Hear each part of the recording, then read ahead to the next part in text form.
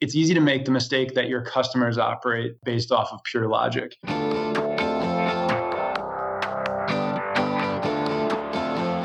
Hey, my name is Felix Tia. I'm the host of Shopify Masters, a weekly podcast powered by Shopify, the easiest way to sell online, in person, and anywhere in between. Each week, we invite entrepreneurs like you to share what they've learned growing successful e-commerce businesses. In this episode, you'll learn what to discuss when you are considering partnering or merging with another company, how to give your customers the right amount of information without overwhelming them, and why ego will slow you down more than anything else, and how to keep it in check.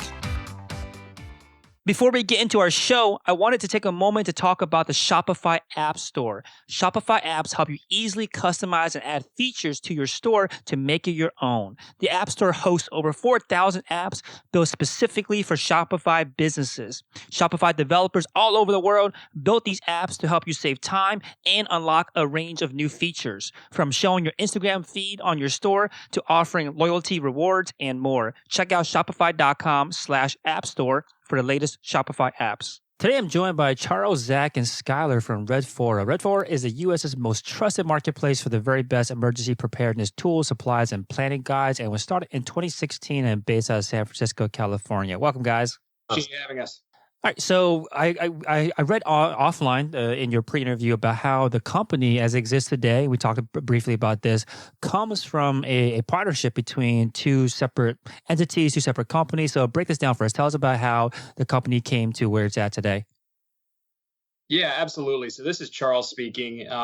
Skylar, Zach, and I ended up partnering together in early 2020. Our business now is under the umbrella of Ethos Preparedness, but Redfora, which Skylar and Zach started in 2016, is a leading online marketplace for emergency kits and supplies.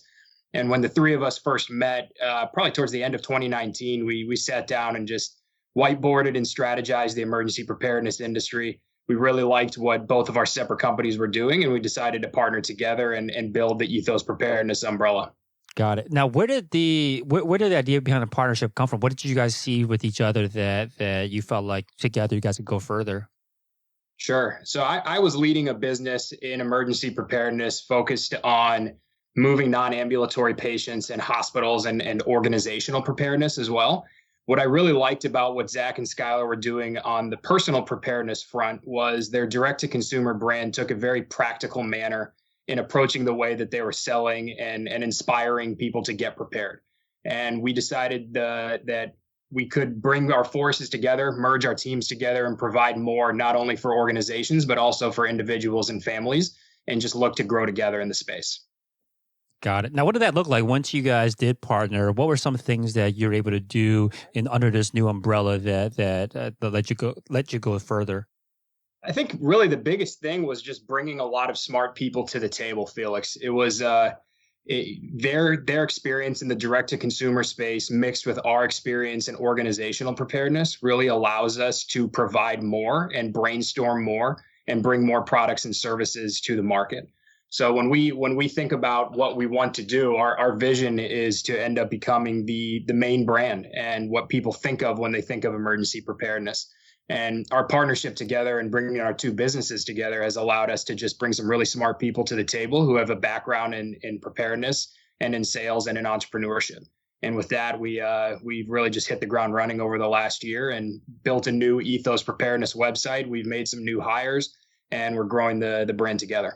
Skylar and I were entrepreneurs as we started our journey, and we love the creative side of things. We love building new things. We love communicating with our audience and really thinking on the creative side. And as Redfora, as a standalone business, started to grow, the administrative side of that business and the complexity of that business continued to grow as well. So really that combining entities and creating Ethos Preparedness allowed us to leverage some of the strengths and skill sets of the organization that Charles had put together, which then allowed a lot more bandwidth for us, Skylar, I, and our team of creative entrepreneurs to continue to grow that side of the business as any large organization starts to get a little bit more complex. So that was another thing that kind of helped us continue to level up was instead of creating another set of redundant administrative positions within our organization, we were able to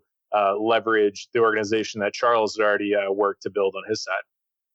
Got it. Yeah. So you can mention that you love the entrepreneurial, the kind of starting, the creative side, the communicating with your customers, and with this collaboration, with this partnership, freed you up to be able to go back to focusing on the things that you were more passionate about, that maybe were more strongly suited to you.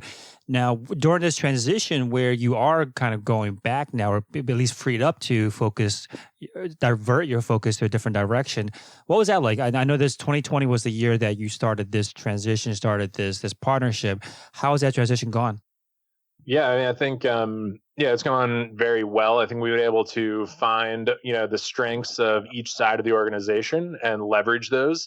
I think there's a lot of things that the Redfora team has brought to the table for that's now Ethos is able to leverage, and there's a lot of things on the organizational operational sides that the Ethos team has brought to the table to make a much stronger organization that's going to be set up for success going into the future. And when you come into a partnership like this, making sure that there's a lot of clarity, making sure that you know what each side is bringing to the table. Any tips or advice for people that are also looking into either in the near term or long term partnering up with others? Like, what are some things that are important to discuss right off the bat? I think having a really firm focus on what the vision of the combined entities is.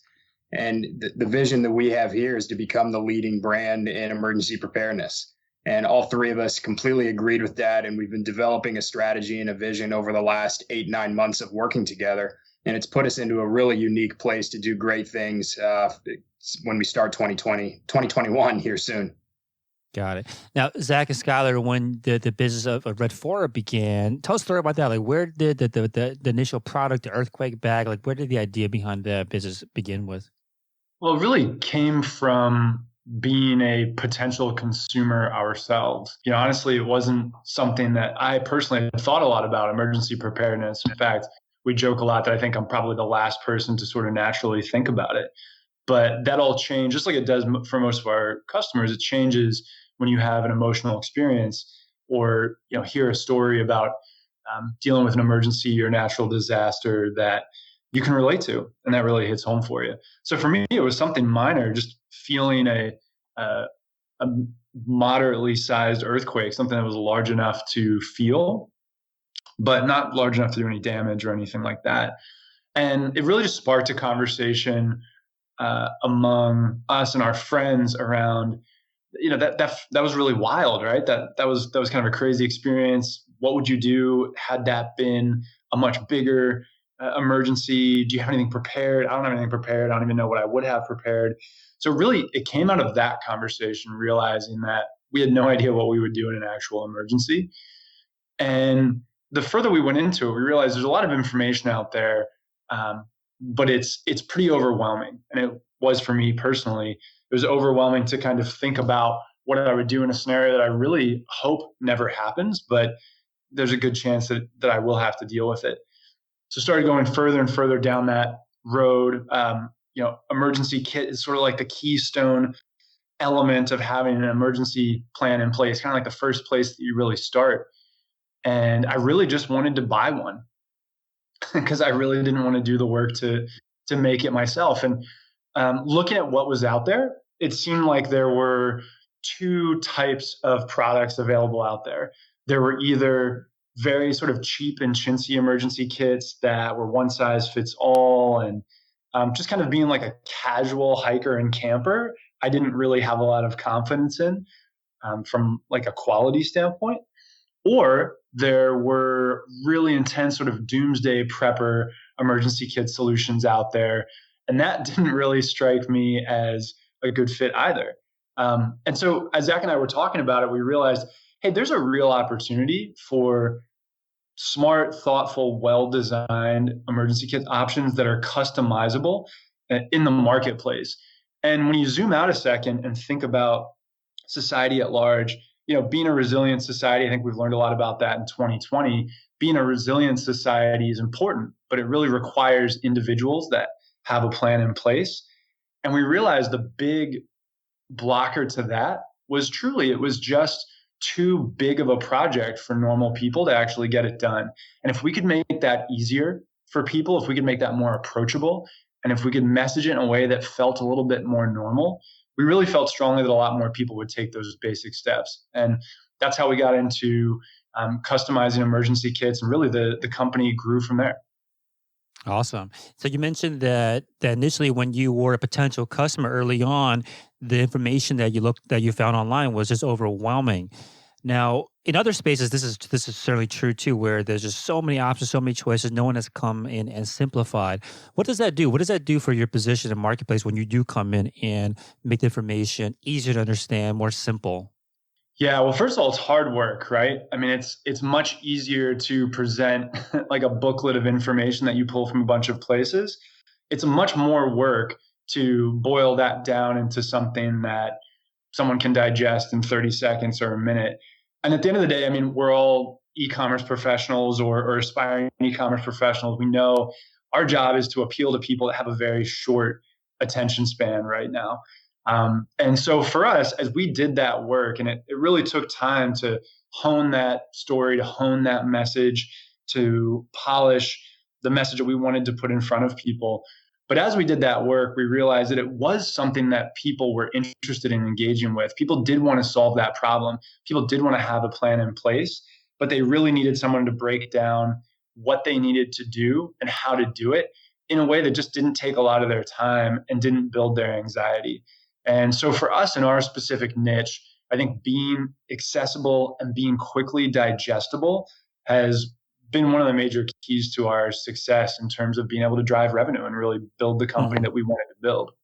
Yeah, it certainly sounds like an evolving process to figure out and to learn what kind of information, what kind of education is relevant. How do you guys process this? How do you guys determine what kind of information is actually important for your consumers to know, your users of your products to know, versus what's just kind of confusing?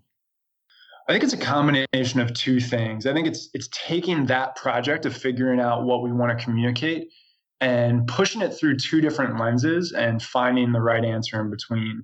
So on one side, we are always going to turn to the experts, to true emergency preparedness experts that have devoted their entire lives. There are a lot of really smart people putting together policy at a high level around how we should think about emergency preparedness as a society, as a country, as a community, from levels big to down to small. We lean really heavily on turning to those experts for what they recommend and suggest. Will really create a truly resilient society across everything.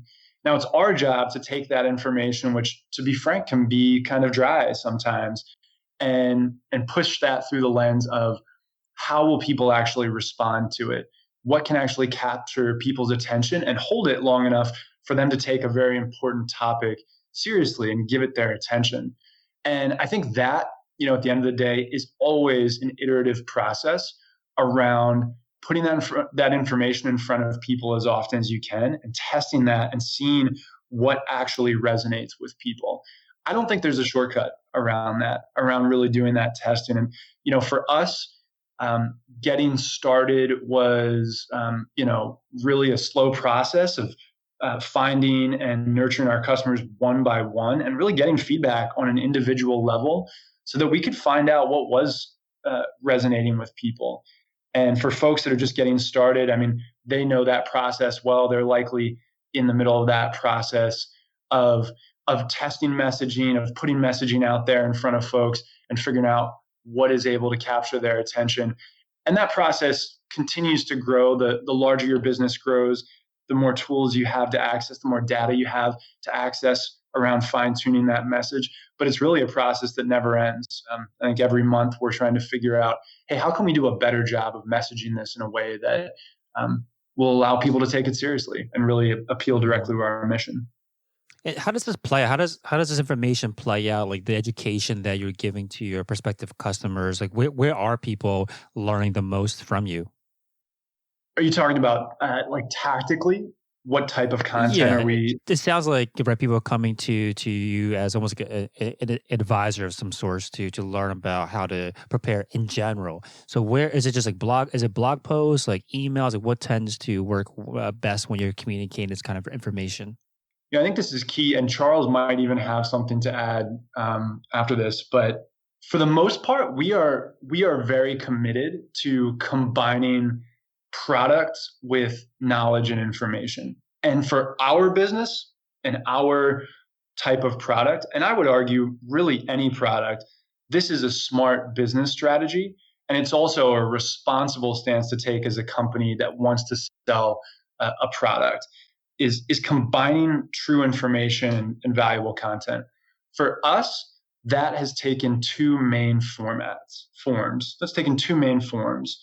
On one side, it's taken deeper content. For us, that's been a series of Redfora guides that are around kind of keystone concepts around emergency preparedness. So our guide to creating an emergency plan for your family, our guide to building your own emergency kit, really committing to giving people the information that they need to put an emergency plan in place, whether they become one of our customers or not. And of course, as you know, and probably a lot of your audience knows as well, having that strong content strategy ends up converting a lot of those folks into customers at some part of the funnel. So that's certainly been a core element.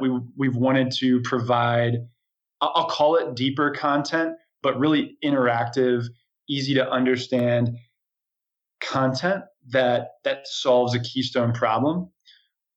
The other section of content that we provide is very, very snackable and very, very quick to digest and quick to understand. How can we give somebody value that they can really increase their level of personal preparedness if they only have 30 seconds to give to us right now, or a minute to give to us right now, or 3 minutes? Really focusing on how we can add value in the most efficient way possible has been crucial for our e-commerce strategy.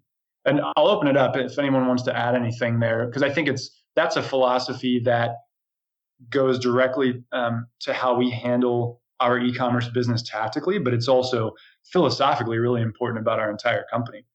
Yeah, Skylar, I think you said that really well. And, from jumping into what you guys do of 9 months of working with you, Felix, what we really do is you can go to our website, redfora.com, and we have a lot of emergency kits and supplies.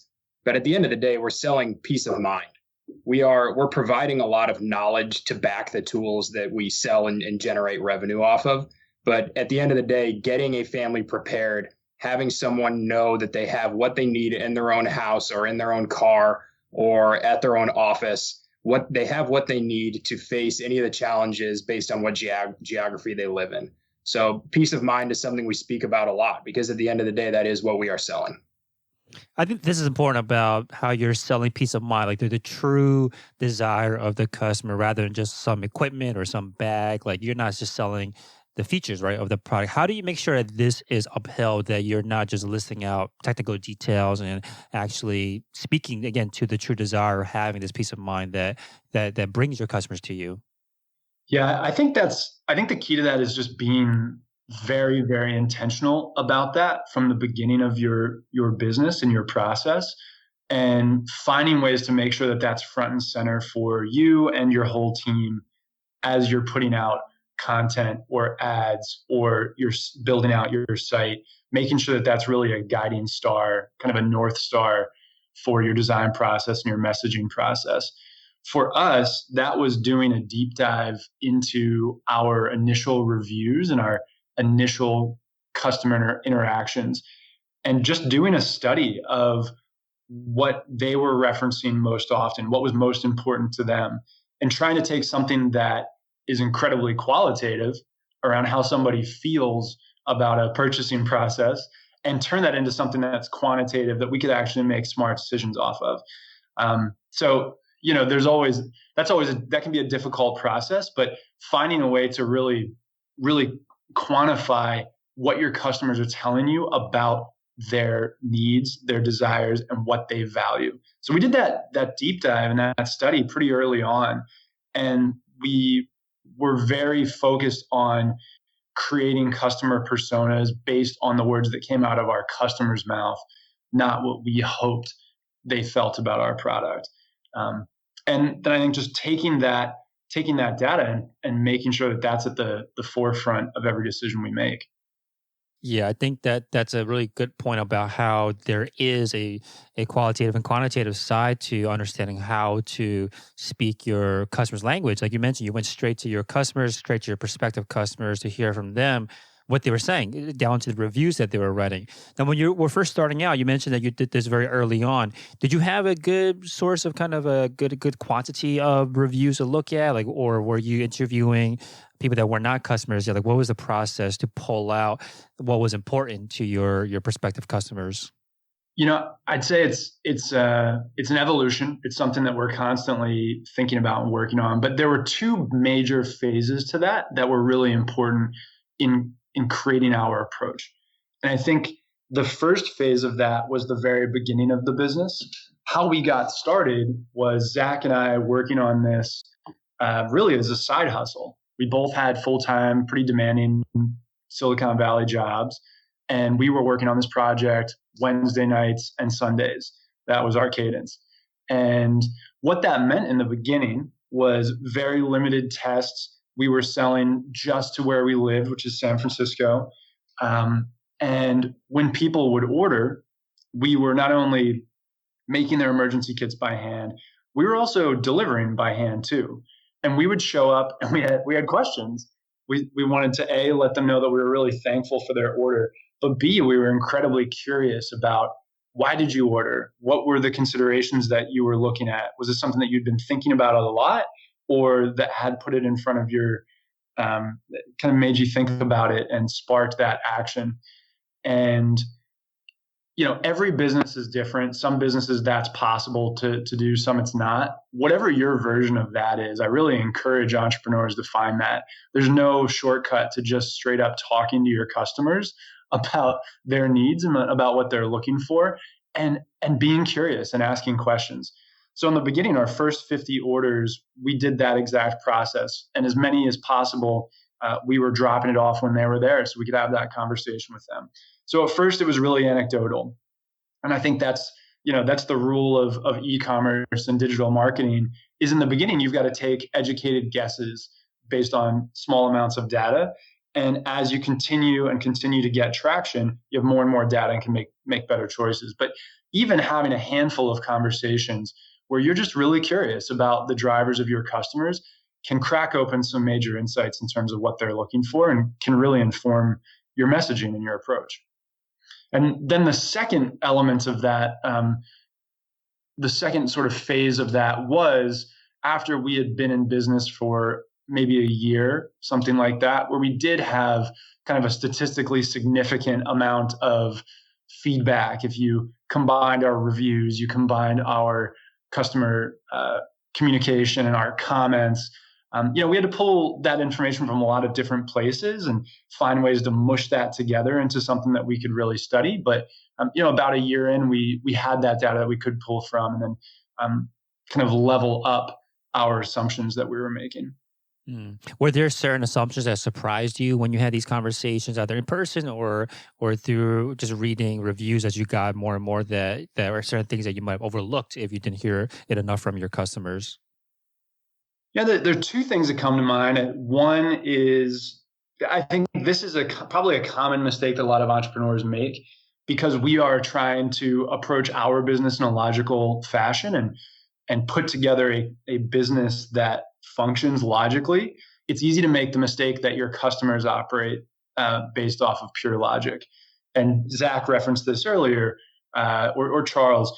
But either way, at the end of the day, we realized what people were really looking for was peace of mind versus looking for the best hand crank, flashlight, radio, phone charger, or whatever that supply might be. It was an emotional journey that we were tapping into for people.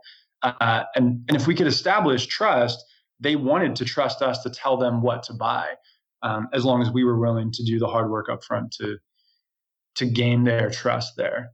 So I think that was one element of it. And then the other thing that was, I would say, surprising was that a lot of our product ideas have come directly from customers and have been things that honestly we would have never thought of, just because everyone has their own perspective. My life, is a certain way. I live in a certain place. My family looks like this.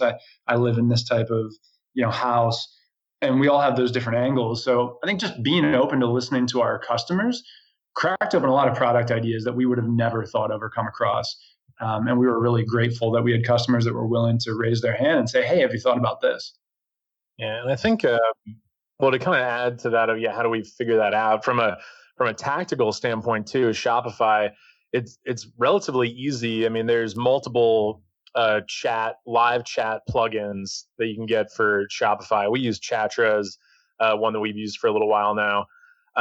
But yeah, making sure that you not just set that up as like a robot that's going to respond, but if possible, have a live person fielding those chats. So for the longest time, or for the first year or two of the business, all those chats went straight to Skylar and I's cell phones. And if we weren't able to grab it on our computer, and we would really try to engage with the actual customer as much as possible. And if appropriate, we would ask them like, "Oh, great! How did you hear about us? Why did you decide to get this done?" It's after helping them with their question, concern, whatever it was. And a lot of those live chats that we had in the first year or two that we personally took on really helped formulate, wow, like this is the pain point they're trying to solve, or this is the feature that they would actually like to have, or this is the part that's really confusing about the information that we're putting out there. And everyone at this stage of the game is doing social media advertising, and I would take the same approach to engaging with every single ad and every single comment that you have out there, especially early on.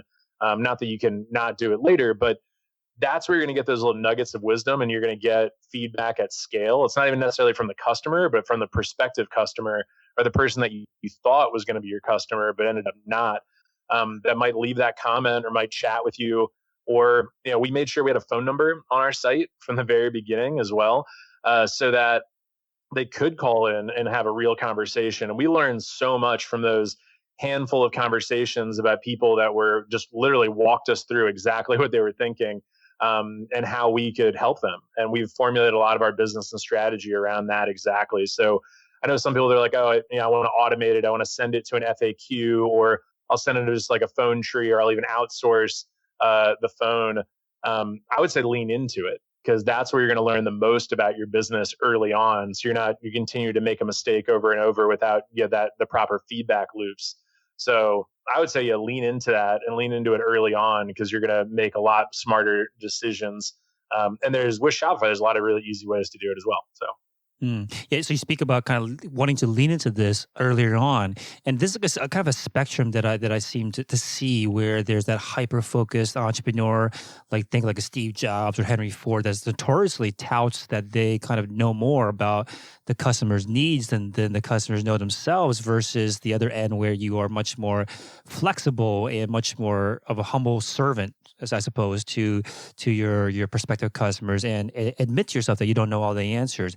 Did you, when you started this business, were you on one end or the other? Did you learn over time to be more flexible and more open to this kind of data? Where would you say you sat in that kind of spectrum? Zach, I'm curious as to your thoughts on this too. But I feel like Zach, you and I have kind of had different instincts and found a middle ground that has actually served us really well. Because at the end of the day, you can't really have either of those approaches, in any sort of black and white fashion, where you decide more than the customer 100%, or that you're just going to cater to what the customer tells you directly. At the end of the day, I think as an entrepreneur, you do serve your customer. That is your greatest responsibility, and it's where you are fitting into society. I think all of us add value to our community in some sort of way. And if you're an entrepreneur, your choice is to add value to the rest of humanity by trying to come up with clever solutions to problems that people actually have. And so from that perspective, there's no getting away from following the needs of your customer. But at the same time, I think there's a way to think about it that's slightly different, kind of in that Steve Jobs direction, where people don't always know what they want. I think that is very true, because you've decided to go deep down a rabbit hole on one topic. So you should be the expert in terms of what's possible and how to curate that for people. If people knew exactly how to do that, they wouldn't necessarily want to pay you to solve those problems.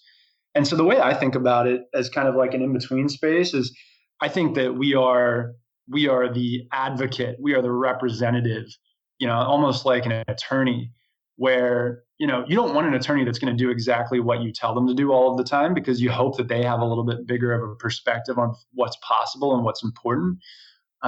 But you do want to make sure that your attorney understands exactly where you're coming from, exactly what your needs are, what your perspective is, and the problems that you're looking to solve. So, I see our responsibility as seeking to understand 100% where our customer is coming from, taking some of the granular feedback with a little bit of a grain of salt, because we can take those things and say, hey, at the core of it, people are looking for A, B, and C. And that's the most important. And now it's our job to structure the best possible way to deliver that, which very might well be in a way that they would have never imagined. Hey, real quick, if you're enjoying the show, please leave us a review on iTunes and let us know what you think or what you'd like to hear more of. Now, let's get back to the interview. Makes sense. So what is that product development process today now that you mentioned that you take advice from take this kind of seed from your customers to expand upon and develop more products and now services under the new Ethos Preparedness umbrella? How do you roll out new products and new services to your customers? Yeah, so it's we're constantly looking at our customers and how can we better serve them and what are the challenges that they face. And sometimes that'll come to us from, people, recommending, like, hey, have you guys ever thought about this? Or I wish your kid had this feature or that feature. But oftentimes too, it just comes from, looking at other like gaps in the marketplace or looking at ways to expand our footprint as well outside of just what our current core customer is and the current core products. So I think a lot of the iterations that we get on our current products, a lot of that does come from feedback and ways that we can enhance things. And then we're also looking at, ways to expand and problems that maybe we didn't solve initially, but we have the unique perspective and resources and knowledge on how to solve some of those. So when we, started thinking about, San Francisco, when we first got started, it was a lot of thinking about earthquakes.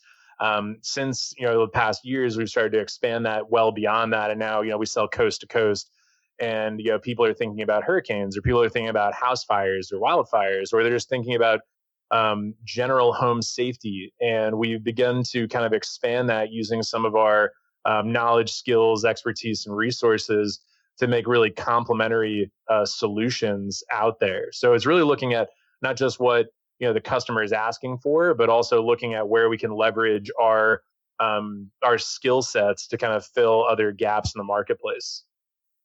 So speaking of expanding your customer base, you had mentioned expanding these kind of use cases to other, again, along the west to east coast, different use cases, hurricanes or earthquakes. What about in terms of awareness? Are most of your customers people that have learned, I guess, the hard way, the way that you guys had learned with the earthquake, the personal experience you had, or are you able to capture a market that hasn't really had any serious kind of scares to motivate them into looking into? Because I think you had mentioned too that a lot of your content is meant to be informational, but not fear mongering. How do you balance this to capture an audience that might not be that aware of the potential dangers of how unprepared they might be?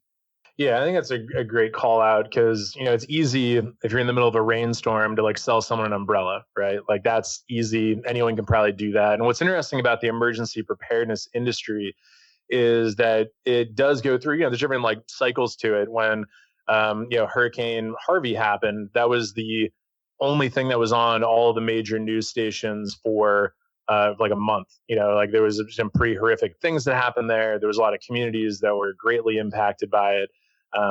And emergency preparedness was a very hot topic at that time. We also saw the same thing at the beginning of COVID-19 and the current pandemic, where everyone was thinking, okay, what, around, masks and things like that. And those are areas where a lot of people will jump into the market or will start to, offer solutions in the marketplace.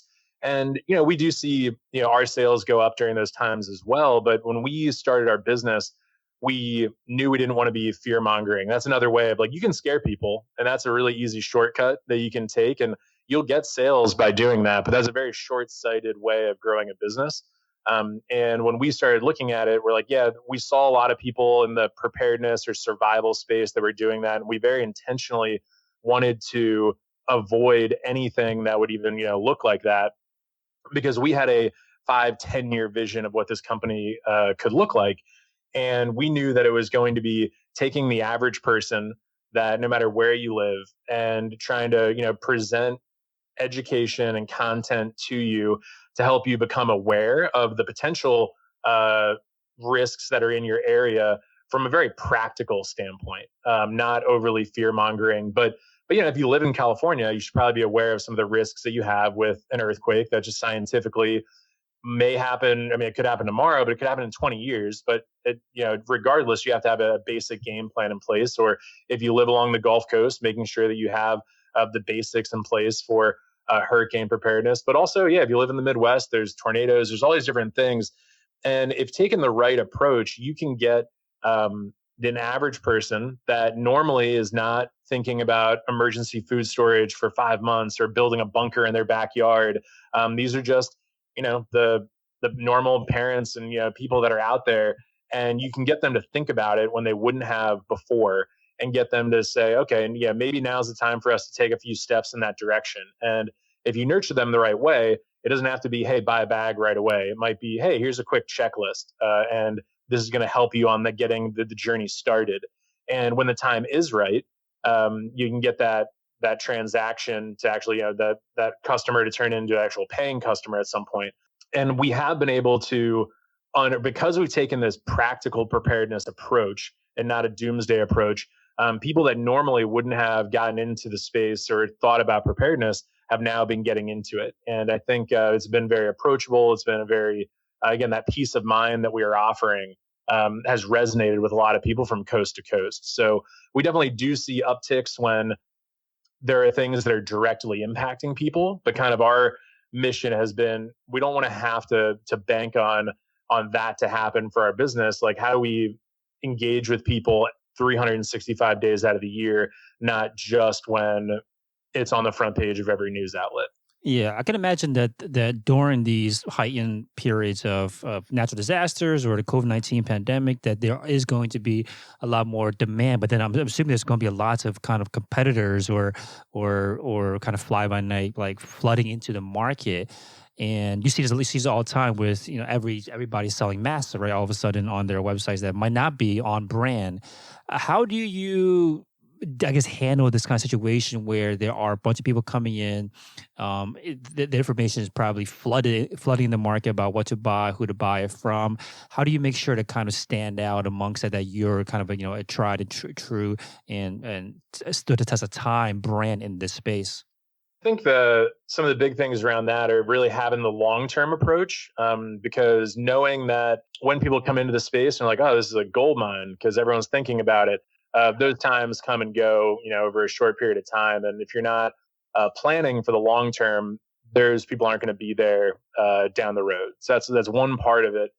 The other part of it is that investment that we make in the customer experience and the reputation that you are building, and making the right partnerships. And those are the things that are going to give you the longevity. So we, every review that comes into our website, we respond back to. And we try to build that customer relationship so that if you have one interaction with us, it's not going to be your last interaction with us.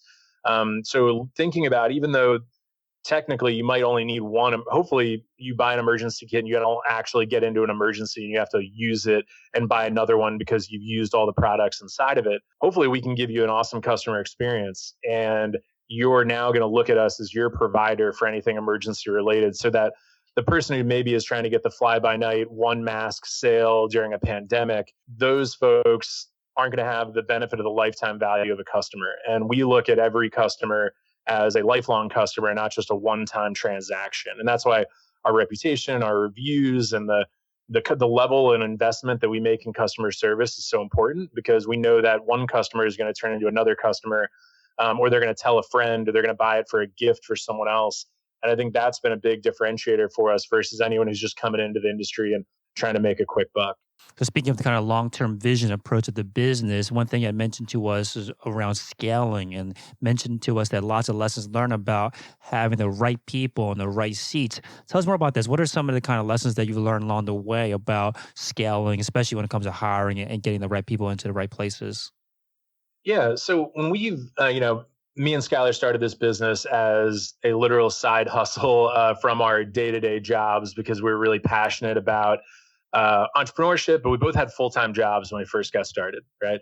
And this was something that we did everything on our own to get started. We worked on like Wednesday nights and Sunday afternoons. And that was our only dedicated time to work on the business. When we were in that phase, we were delivering products ourselves and building our first Shopify site. But then very quickly, as demand came in, we realized what are our core competencies and what are we actually really good at and what is a really important part of the business, but maybe is not our core competency. And so the first hire that we brought in was a customer success manager. And their job was interacting with every single customer that came in, making sure that our orders were getting fulfilled, making sure everything was going through there. And as we continue to scale the business, we ran into a few of those kind of times where Skylar and I became bottlenecks, or either we weren't true experts in it, or we just didn't have enough time in the day. And we were very scrappy in the beginning and worked long hours, all that, but realized it was actually more impactful to either outsource certain things, so whether that was graphic design or whether it was email content, things like that, customer service. And then when that became not a great move to continue to outsource it, and it was strategically important, we would bring those people kind of in-house. But that was kind of like Skylar and I's evolution. But I know Charles has built obviously a larger organization now with everything, so that is a process that continues to evolve. But yeah, it's kind of been our philosophy getting it up to the first 5 years of the business. Yeah, Zach, I think you said that really well. And Felix, what I loved about what they had built was their ability to stay lean and stay very focused on their mission, and that really meshed well with what we were doing at our side of the business and upon the merger as well. And as we look at the future of this business and what we really want to accomplish in achieving our mission and goals, having the right people in the right seats is huge.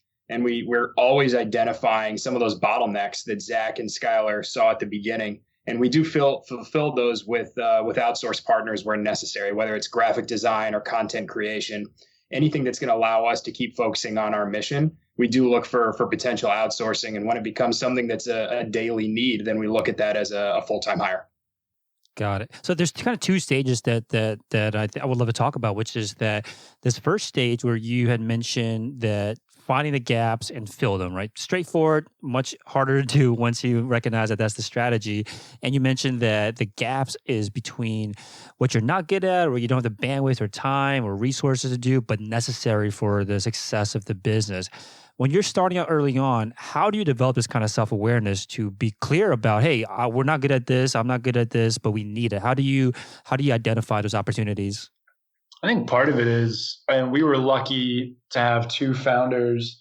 I think is a lot easier than starting something on your own in some ways, and harder in a lot of other ways too. But for us, I think that was really valuable because we had worked together before. We had a kind of a relationship and some trust with one another, and could be honest about each other's skill sets, which can be tricky and can be difficult. So being able to do that and do that well was really important for us really early on. I think we had some shared experiences where we really understood the value of feedback and were willing to accept it, and not only to accept it, but to really seek it out and be proactive about seeking feedback from each other to make sure that we were leading with our best stuff. I think so. It's just that attitude of like, my goal is not to be right, it's to get it right, however that happens. And whether you're in a situation like us where there's two founders that have a relationship before that, had worked on projects before, or even if you're in a silo, but you've worked with people in the past, or you're working with people currently, or they're freelancers or whatever it is, I think the key is just being very proactive about asking for feedback regularly and consistently and keeping an open mind about that. Ego is the one thing that's probably going to slow you down, more than anything else. Of you're an entrepreneur who wants to be the guy that's busy 24/7 or, is taking on every aspect of the business. Like there's just no way like that mentality is not going to get you that far. So you need to be able to rely on other people and realize that, like you're not going to be the smartest guy on every single topic, know kind of your area that you're going to be like, hey, this is me, like I got this. And those other areas that, I'm not going to be a good bookkeeper and I need to outsource that, or I'm not going to write the best ad copy or get it, like pretend to know what I'm doing on Photoshop to create the best like ad creative.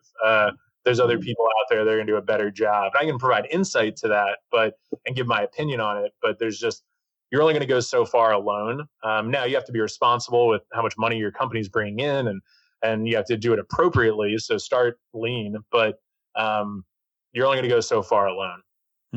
How do you make sure that this kind of egolessness scales when it's just not, two people talking to each other every day and having this open, honest conversation, but when it's company wide, how do you make sure that awareness exists where you're able to identify again what's the weakness and what needs to be filled?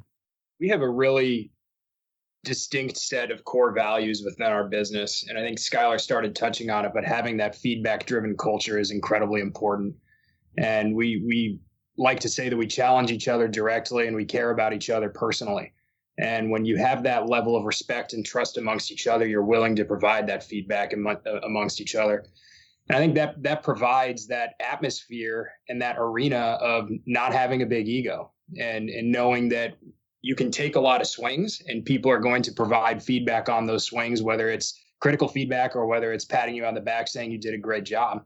And I think that's one thing that our team does incredibly well. And I think Zach and Skylar did that incredibly well as they built their business into a team and now have merged into a new team. I have to say that their ability to be open to feedback, jumping into a larger organizational structure has been absolutely remarkable. And it's been a great way for the integration of the two businesses together, because without that, we would have had a lot of struggles during this first year operating together. Awesome. So I want to talk a little bit about the website. So for each of you, well, maybe the answer is going to be the same. What would you say is the most favorite part of the website? Yeah, I'll start. For me, it kind of goes back to what we were talking about earlier. I think our real mission and like the value that we've wanted to provide has been to allow people to customize their product. And that requires a lot of work on the front end in terms of our website. It requires a lot of our work on the back end in terms of the website. And it requires a lot of work on the back end in terms of fulfillment and operation. That was a hard challenge to overcome. And I'm glad that we've already overcome it and we can talk about it in the past tense. But I think that's allowed us to give a customer experience on the front end to allow people to really choose an option that makes the most sense for them without overwhelming them with choice. And so I think that's something I'm probably the most proud of in terms of the site, in terms of the experience that we've been able to navigate and figure out. Specifically with our product, that's always a tricky challenge with any product, but with our product in particular, it feels like it's something that's really important to pushing forward that mission of just helping regular people get prepared. Yeah, and I think we'd all probably say the same thing there is it's the customization. And we did that through when we first started, our initial website was earthquakebag.com when we only had kind of a standalone product, and we had a kind of an off-the-shelf theme that we worked to customize and use some basic plugins or just some of the different variant options to try to create a somewhat customized experience. And then as we realized that was something that we wanted to really lean into, we leveraged some custom development work when we launched Redfora.com. And that was kind of our parent company brand that housed the earthquake bag within it. And we leveraged some Shopify developers to create some a more customized experience as you're going through your purchase process. And I think it's something that continues to pay dividends for us and provide a great product and great experience for our customers.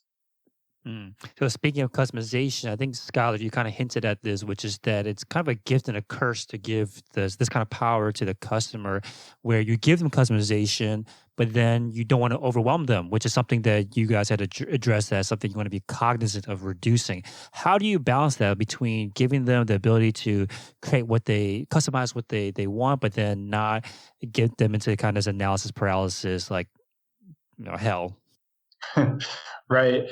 I think this, in terms of Zach and I's background, I think our sales backgrounds really helped here, because when you're in sales, your job is to take a complex set of possible outcomes and communicate it in a very easy to understand way for a customer while advocating for what you believe to be the best option for them. And for us, we got into this business. One of the reasons was because we did want to take that experience and that sort of toolkit that we developed working in sales of various parts of our careers and scale it. And that's what e-commerce allows you to do.